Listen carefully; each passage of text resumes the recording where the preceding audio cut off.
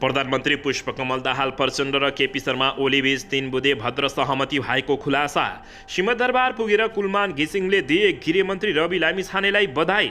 लाखौं रुपियाँ जरिवाना असुल्ने निर्वाचन आयोगको निर्णय विरुद्ध महानगरका प्रमुख बालेन्द्र शाह पुगे सर्वोच्च अदालत।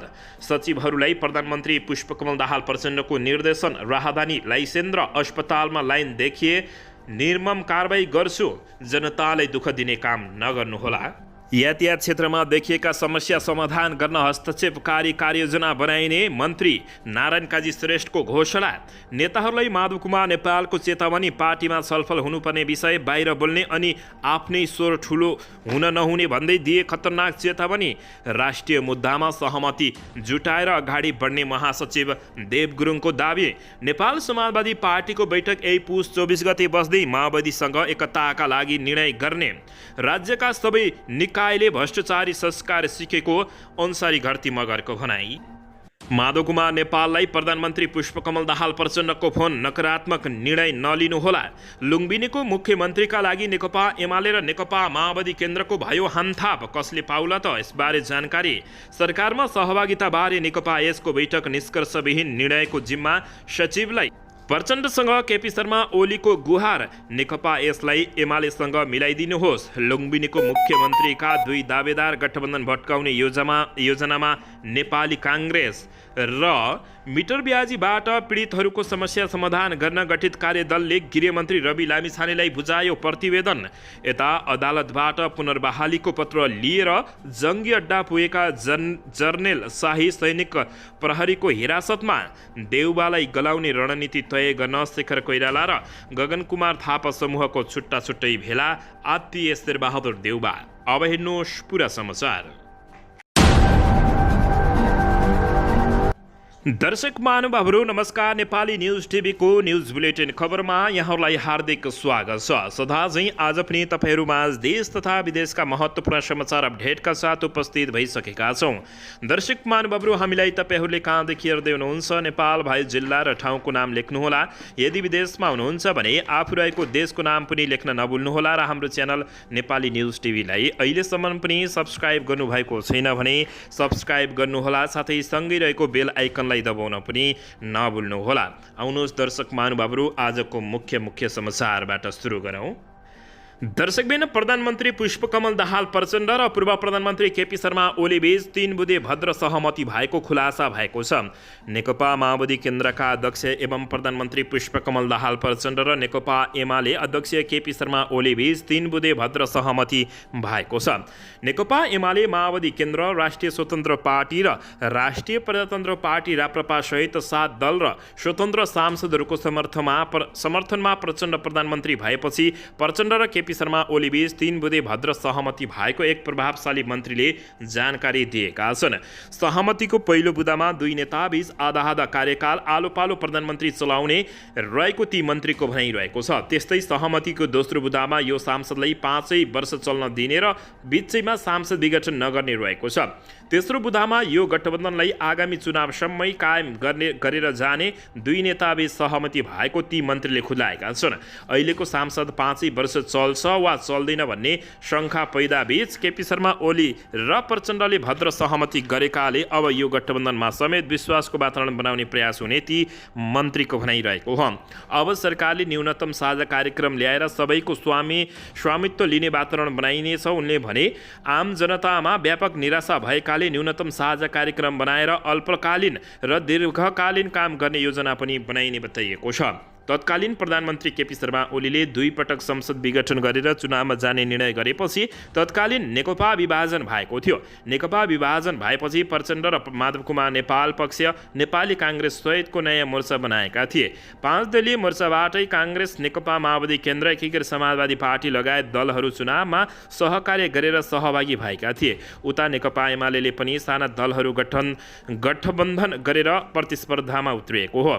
तर नेपाली काङ्ग्रेस पूर्व सहमति विपरीत प्रधानमन्त्री र राष्ट्रपति दुवै माओवादीलाई दिन अस्वीकार गरेपछि प्रचण्ड र केपी शर्मा ओली एक ठाउँमा आउने वातावरण बनेको जानकारी प्राप्त भएको छ। दर्शकबिन यसैबीच आउनु सरको समाचारतर्फ लागौँ। नेपाल विद्युत प्राधिकरणका कार्यकारी निर्देशक कुलमान घिसिङले उपप्रधान तथा गृहमन्त्री रवि लामिछानेलाई बधाई तथा शुभकामना दिएका छन्। सिंहदरबार स्थित गृह मन्त्रालयमा मङ्गलबार पुगेर कुलमान घिसिङले उपप्रधानमन्त्री रवि लामिछानेलाई बधाई तथा सफल कार्यकालको शुभकामना दिएका हुन्। सञ्चार क्षेत्र छाडेर केही महिना अघि राष्ट्रिय स्वतन्त्र पार्टी गठन गर्दै रवि लामिछाने गत 4 मङ्सिरमा सम्पन्न प्रतिनिधि सभा सदस्य निर्वाचनमा होमिएका थिए। उक्त निर्वाचनमा 13 प्रत्यक्ष र 7 समानुपातिकबाट गरी 20 सिट जितेर सांसदको चौथो शक्तिको रूपमा राष्ट्रिय स्वतन्त्र पार्टी रहेको हो। सो पार्टीका सभापति समेत रहेका रवि लामिछाने उपप्रधान सहित गृहमन्त्रीको जिम्मेवारी सहित पुष्पकमल दाहाल प्रचण्ड नेतृत्वको सरकारमा सहभागी रहेका छन्। दर्शकबिन यसैबीच यता निर्वाचन खर्चको विवरण समयमै नबुझाउने स्थानीय तहका जनप्रतिनिधिबाट लाखौं रुपियाँ जरिमाना असुल्ने निर्वाचन आयोगको निर्णय विरुद्ध काठमाडौँ महानगरपालिकाका मेयर बालेन्द्र शाह सर्वोच्च अदालत पुगेका छन्। बालेन्द्र शाहले सर्वोच्च अदालतको संवैधानिक इजलासबाट आयोगको सो निर्णय बदर गर्न माग गरेका छन्।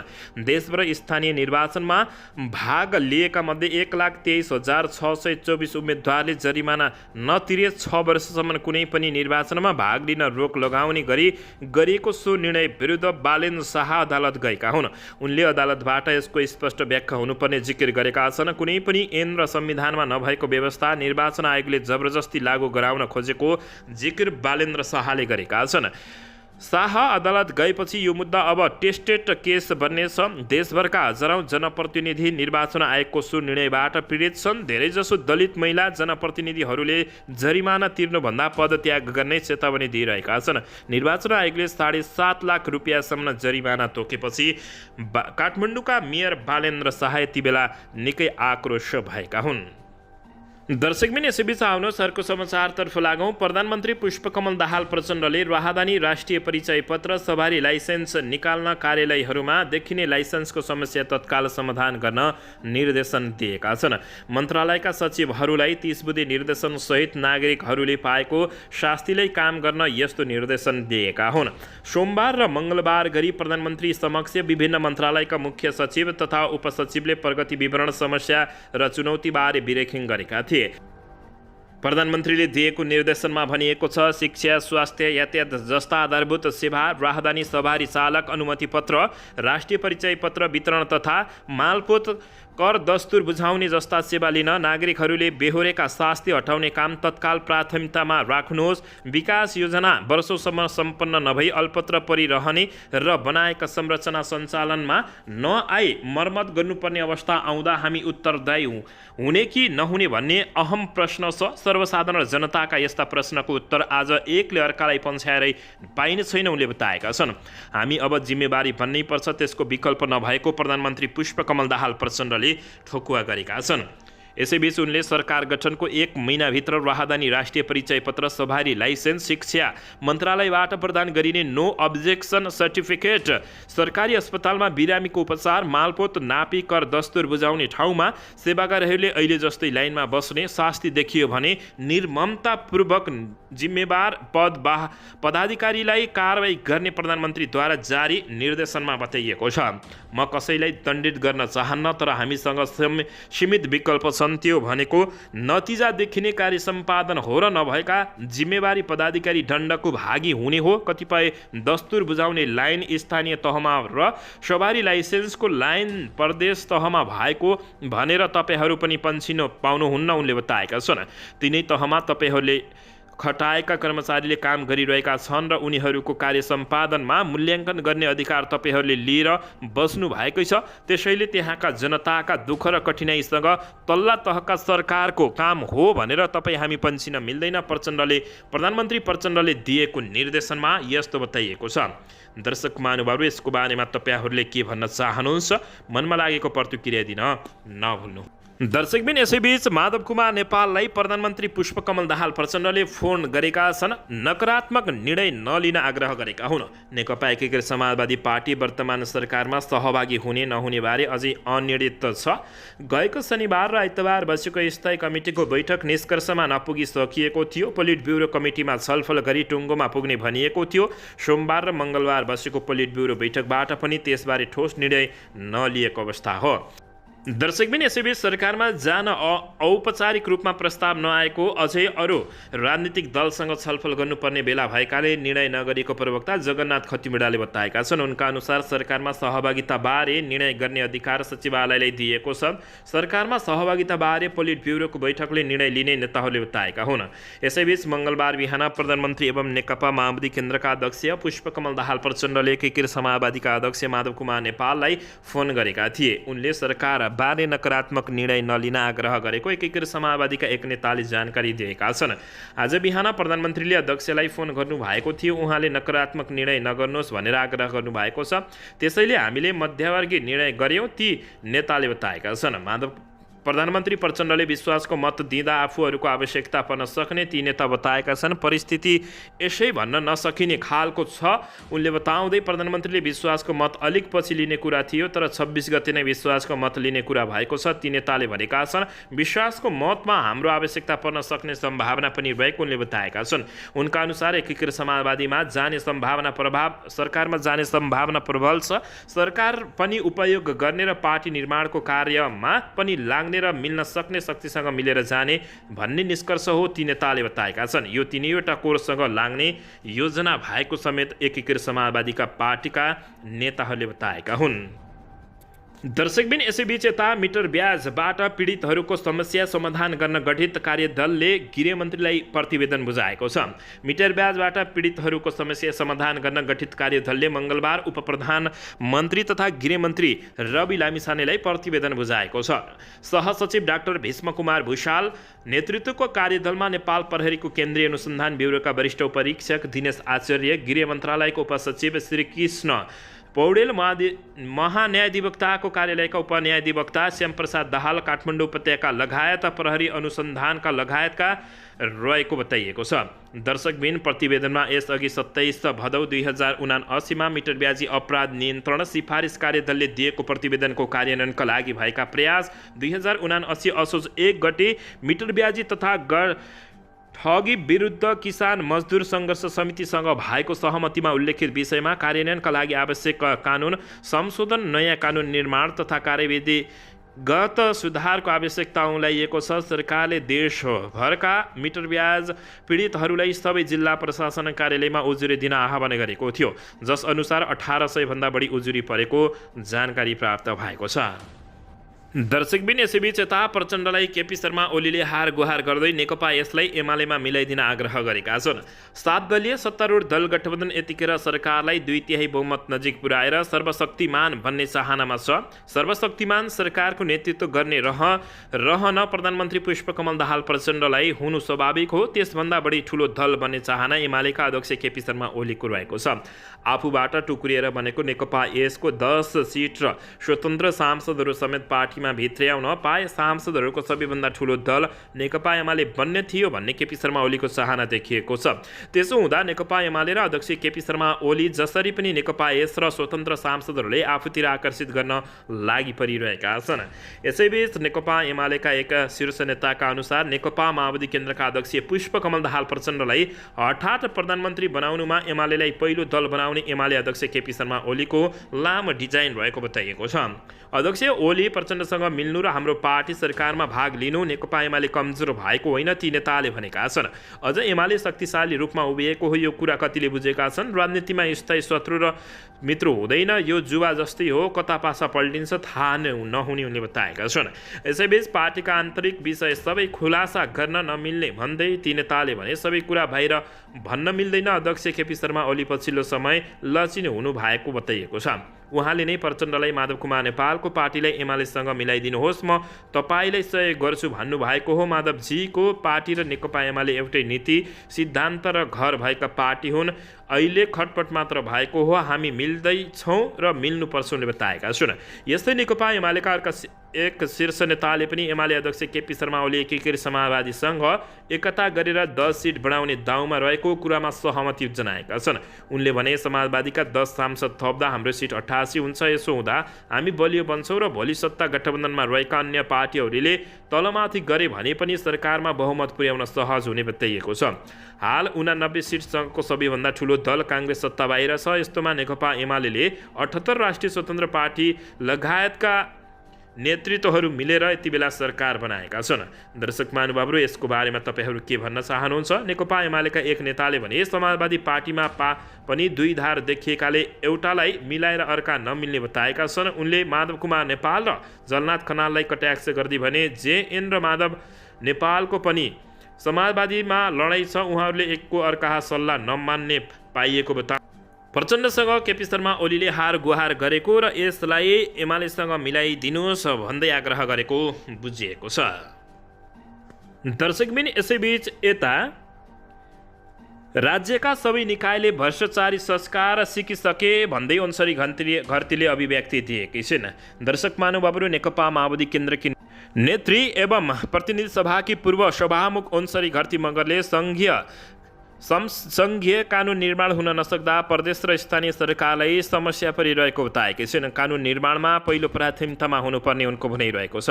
मङ्गलबार स्कर्स फोरम नेपालले काठमाडौँमा आयोजना गरेको प्रदेश सभाको आगामी कार्यभार र स्कर्स फोरम नेपालले दायित्व विषयक अन्तर्क्रिया कार्यक्रममा बोल्दै उनले यस्तो बताएकै हुन्। नेतृ घरतीले सङ्घीय प्रसारण प्रणालीको दोस्रो कार्यकाल सुरु भइसक्दा समेत सङ्घमा आवश्यक कानुन निर्माण हुन नसकेकाले आम सर्वसाधारणले समेत समस्या बेहोरिरहेको बताएकी छिन्। उनले सङ्घीय कानुन बनिसकेपछि मात्रै प्रदेश सभाको प्रभावकारिता बढ्ने बताएकी छिन्। पूर्व सभामुख घरतीले जनताले आफ्ना जनप्रतिनिधिहरूले सांसदमा गरिरहेका कार्यहरू हेर्न पाउने पर्ने बताएकी छिन्। उनले जनता र जनप्रतिनिधि बीचको सम्बन्ध 5 वर्षमा भोट माग्न जाने कुरामा मात्रै सीमित नहुने समेत बताएकी हुन्। दर्शकबिन, यसैबीच नेपाल समाजवादी पार्टीको बैठक पुस 24 गते बस्ने भएको छ। यसैबीच नेकपा माओवादीसँग एकताका लागि निर्णय गर्ने भएको हो। नेपाल समाजवादी पार्टीको राजनीतिक समितिको बैठक बस्ने भएको छ। उक्त समितिको बैठक पुस 24 गते बस्ने भएको हो। बैठकले आगामी कार्यदिशा तथा समसामयिक राजनीतिक विषयमा छलफल गर्ने नेपाल समाजवादी पार्टीले जानकारी दिएको छ। काठमाडौँमा बस्ने बैठकमा पार्टीको आगामी रणनीति तथा समसामयिक राजनीतिक विषयमा छलफल हुने बताइएको छ। यसका साथै नेकपा माओवादी केन्द्रसँग पार्टी एकताको विषयमा पनि छलफल तथा निर्णय गर्ने बताइएको छ।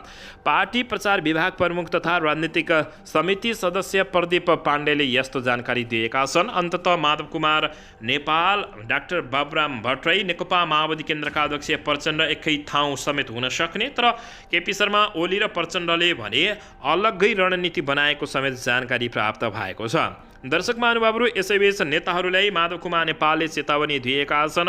नेताहरूलाई माधव कुमार नेपालले चेतावनी दिँदै पार्टीमा छलफल हुनुपर्ने विषय बाहिर बोल्ने अनि आफ्नै स्वर ठुलो हुने भन्दै यस्तो परिपाटी बन्द गर्न निर्देशन दिएका छन्। नेकपा एकीकृत समाजवादीका अध्यक्ष माधव कुमार नेपालले पार्टीभन्दा बाहिर गएर राजनीतिक गतिविधि नगर्न र नबोल्न पार्टीका नेता तथा कार्यकर्ताहरूलाई निर्देशन दिएका छन्।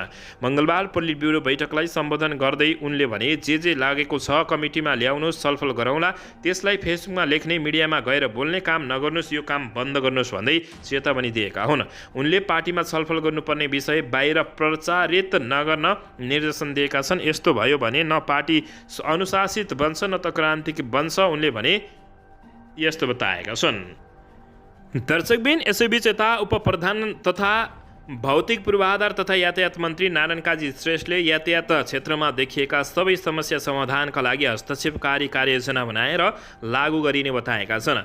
आज काठमाडौँ र ललितपुर स्थित यातायात व्यवस्था कार्यालयको स्थलगत निरीक्षणपछि कुराकानी गर्दै उनले प्रदेश सरकारसँगको समन्वयमा यातायात क्षेत्रको सुधारका लागि काम गर्ने प्रतिबद्धता व्यक्त गरेका छन्। यातायात व्यवस्था सुधारका लागि सङ्घीय र प्रदेश सरकारबीच छलफल भइरहेको उनले बताएका छन्। अहिलेसम्मका यातायात व्यवस्थाका कमजोरीहरूलाई सच्याउने र समस्या समाधान गरी सेवा गरिरहेहरूलाई छिटोभन्दा छिटो गुणस्तरीय सेवा दिने उनको भनाइरहेको छ। नागरिकहरूले सेवा लिँदा दुःख पाइरहेकाले स्थलगत रूपमा अवलोकन गरी प्रत्यक्ष जानकारी लिन आफू कार्यालय आइपुगेको उपप्रधानमन्त्री नारायण काजी श्रेष्ठले बताएका छन्। डिजिटल माध्यमबाट सेवा प्रवाह तथा कर्मचारीलाई अभिमुखीकरण र आवश्यकता अनुसार कर्मचारी थप गरी समस्या हल गरिने उपप्रधानमन्त्री श्रेष्ठको भनाइरहेको छ। प्रवृत्तिको युगमा पनि पैसा बुझाउन कार्यालय धाउनुपर्ने लगायत कारणले पनि सेवाग्राहीहरूले दुःख पाइरहेको उनले बताएका छन्। नेता नारायण काजी श्रेष्ठले यातायातको छड्के जाँच गरेपछि भागाभाग समेत भएको थियो। दर्शकबिन, यसैबीच देउबालाई गलाउने रणनीति तय गर्न शेखर र गगन कुमार थापाको समूहको छुट्टै भेला बसेको जानकारी प्राप्त भएको छ। दर्शकबिन नेपाली काङ्ग्रेसका सभापति एवं पूर्व प्रधानमन्त्री शेरबहादुर देउवाका कारण हातैमा आएको केन्द्रदेखि प्रदेश सरकारको नेतृत्व गर्ने अवसर गुमेको निष्कर्ष निकालेको शेखर कोइराला गगन कुमार थापा समूहले देउवा विरुद्ध आगामी दिनमा कसरी उभिने भन्ने रणनीति तय गर्न केन्द्रीय समिति अगाडि छुट्टै भेला गर्ने भएको छ। यस समूहले बिहिबार बानेश्वरको अनुपम फुडल्यान्डमा आफ्नो समूहको बैठक बोलाएको हो। समूहका नेता अर्जुन नरसिंह केसीले आफ्ना समूहका शीर्ष नेतादेखि केन्द्र प्रदेश तहका नेताहरू सहभागी हुने यो बैठकमा देउवाको कार्यशैली सच्याउने उद्देश्यसहित रणनीति निर्माण गरिने बताएका छन्। हामीले चुनावसँगै पार्टीले सत्ताको नेतृत्व गर्ने अवसर किन गुमायो भन्नेमा केन्द्रित भएर छलफल गर्दैछौँ। सभापति देउवाले कार्यशैली सच्याउन माग गर्दै निर्णय गर्ने छौँले बताएका छन्। काङ्ग्रेसको आगामी पुष 22 गतेदेखि केन्द्रीय कार्य समितिको बैठक बस्ने भएको छ। उक्त बैठकमा देउवालाई कम्तीमा माफी माग्न लगाउने रणनीतिसहित यो समूह छलफलमा जुट्ने भएको हो। शेखर कोइराला समूह, गगन कुमार थापा समूह नेता एवं काङ्ग्रेस उपसभापति धनराज गुरुङले पार्टी नेतृत्वले पटक पटक त्रुटि गरेकोले यसलाई सच्याउन र आगामी दिनमा यस्ता गल्ती नदोहोर्याउने प्रतिबद्धता गर्नुपर्ने बताउँदै देउवालाई त्यस्तो गर्न बाध्य पार्ने हिसाबमा आफूहरूको एकै ठाउँमा भेला हुन लागेको गुरुङले बताएका छन्। दर्शक महानुभावहरू, पछिल्लो समय नेपालमा सत्ताको खेल बढिरहेको छ। यता लुम्बिनीको मुख्यमन्त्रीका दुई दावेदार गठबन्धन भत्काउने योजनामा भने काङ्ग्रेस लागेको बुझिएको छ। यसबारे सम्पूर्ण जानकारी तपाईहरूले के भन्न चाहनुहुन्छ? दर्शक महानुभावहरू प्रतिक्रिया दिन नभुल्नुहोला।